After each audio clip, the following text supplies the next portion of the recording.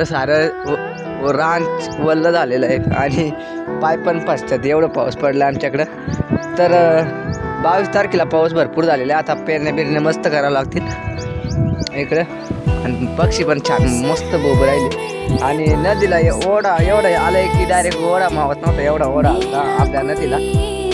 तर आपण पण कामाला आलो, त्याच्यामुळं काही व्हिडिओ वगैरे काही बनवला नाही. तर सकाळीच आपला व्हिडिओ नक्की येणार आहे. त्याला मग आपली विहीर भरली की नाही, आपल्याला प्यायला पण टेम्पर पाणी नव्हतं, आता येईल बरं का. तर आपण पाणी आणायला जायचं, पण तिकडं पण लोक बोलायचे कारण की त्यांना पण प्यायलाच राहिलं. ते म्हणे जास्त पाणी पण नसू नका, म्हणजे पाणी नाही राहणार, म्हणजे आमची अवकाळ करून द्यायचं म्हणलं. त्यांना म्हणायचं आम्ही नाही, मग आम्ही पण लई सांगितलं नव्हतं पाणी. आणि इकडं आमचं सोलर आहे बघू शकतो इथं, आणि एक तिडं आहे, आणि इकडं आपले घर आहे. मग अजून सुद्धा साक्षील पाणी आहे इथं बघा. एवढा मोठा खोंगोळ पडलाय, म्हणजे जास्त पाऊस आला बरं का मित्रांनो.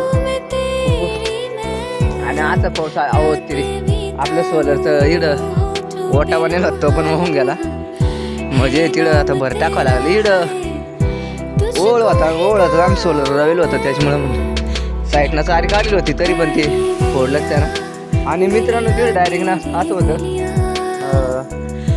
डायरेक्ट कच टाकी होती याची ओतिरी. बघा मित्रांनो असं खोंगळ पडून, बरं ते मशीन गेलं नाही खाली विहिरीमध्ये, बघू शकता आपली जुनी विहीर आहे बरं का.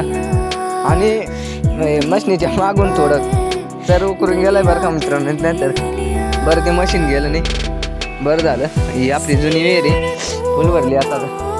काय नाही, पाण्यात ताण राहिला इकडं, पाणी पण साचलेलं आहे, पाय भरून राहिले मावसावे.